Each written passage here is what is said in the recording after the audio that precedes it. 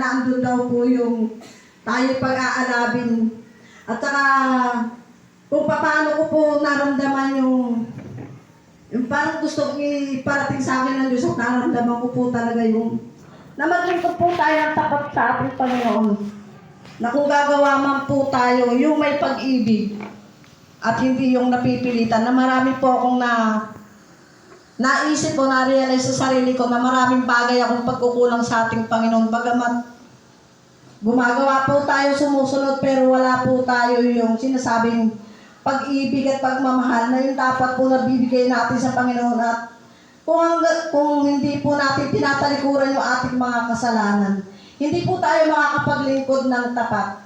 Amen. Tarang ano ko lang po yung natutunan ko doon noong Biyernes. At saka, kailangan po tayo yung, ano ba tawag dito? Kailangan po yung Holy Spirit, maramdaman natin para doon po mapalago yung ating, yung makagawa po tayo na makapagayag po tayo ng salita ng Diyos na yung kung tayo po talaga yung tapat tayong maglilingkod sa Kanya at susunod tayo sa Kanya. Saka yung ating pong mga buksan po yung ating puso na yung maling puso na yung may motibo. Siguro kaya po talaga tayo hindi makapaglingkod ng tapat. At saka po yung isa, mga ba itong isa, nalimutan ko na yung pangalawa. Yung nalimutan ko yung pangalawa Yung, talaga ako makalimutin Pero kung tutusin, yung pong panghuli, nalimutan ko yung pangalawa, yung pong pangatlo, yung huwag po tayo maging bilanggo sa ating mga kasalanan. Kung ang lahat ng ating mga kasalanan na hindi natin pinapahayag, totoo naman pong pumupunta tayo sa kapilya. Kung ang nangyayari po parang nagiging hobby na lang po natin pumunta sa kapilya, pero ang totoo po, sa mga puso po natin na hindi po tayo totoong naglilingkod ng tapat sa ating Panginoon dahil lahat po tayo. Ako po, inaamin ko po yung aking mga kasalanan dahil ako nagpapapakumbaba sa Diyos. Dahil lagi ko sinasabi na patawarin niyo ako sa lahat ng aking mga kasalanan sa ating mga kapatiran, sa hayagman o sa Dahil sa mata ng Diyos, nakikita po ng Diyos kung sino po yung tapat sa ating naglilingkod ng tapat.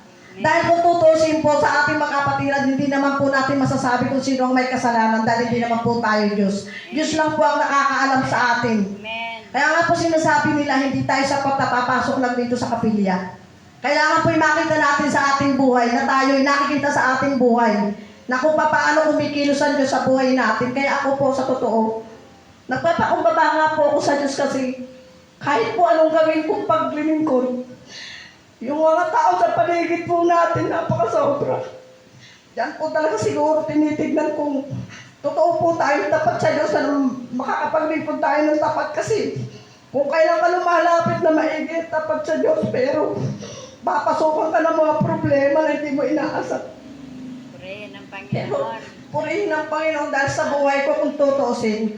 Matibay na ako sa pananampalataya dahil nakakilala na ako sa Panginoon. Kaya kung tutuusin, lahat ng pagsubok, hindi ko yan siya pinapansin basta ang Panginoon na dapat ako naglilingkod at nananalangin dahil kahit anong ibigay sa akin ng Diyos kasi matanda na ako pero kahit mahirap ang buhay namin, hindi ako pinababayaan ng Diyos sa aming buhay. Na kahit maraming problema na nakakabit, kahit anong gawin natin, pursige sa buhay natin, pero talaga ang mga kasalanan na andyan dumarating. Pero nasa atin na lang kung tapat tayo talagang maglilingkod sa Diyos na kahit marami pang problema, na kahit anong dumating sa buhay natin, kung tayo may Diyos sa buhay natin at tapat tayo naglilingkod sa Kanya, hindi tayo bibitaw sa pananambahan, sa mga gawain, sa lahat na inuutos sa atin ng Diyos, nasa atin na po yan kung tayo susunod, kung tayo tapat na maglilingkod sa Kanya. Kaya nga po, ang aral sa atin, talikuran natin ang ating mga kasalanan kasi po, kung hindi po natin tatalikuran ang ating mga kasalanan, maliit man o malaki, hindi po tayo makakapaglingkod ng tapat sa Diyos dahil kung tutuusin, ang Diyos po ang nakakakilala sa atin. Ako sinasabi ko lagi na ako talaga ay makasalanan, pero ang Diyos ay tapat at alam niya kung ano yung nilalaman ng puso ko. Gusto kong maglingkod ng tapat sa Diyos, pero minsan nga, kaya nanghihina tayo, pero malaking bagay talaga yung makakarinig ako doon sa ating mga kapatiran, ipinapanalangin tayo. Kaya pinupuri ko po ang Diyos sa buhay nating lahat dahil andyan po yung pagpapala at andito po tayo. Natutuwa po ako dahil nakakasama ko kayo dahil mahal ko po kayo lahat sa aking mga kapatid dahil kung ano man po yung mga pagkukulang ko at mga kasalanan ko sa inyo, sana patawarin niyo ako. Ang Diyos po ang lahat ng, ang Diyos po ang sa lahat ng papuri. Amen.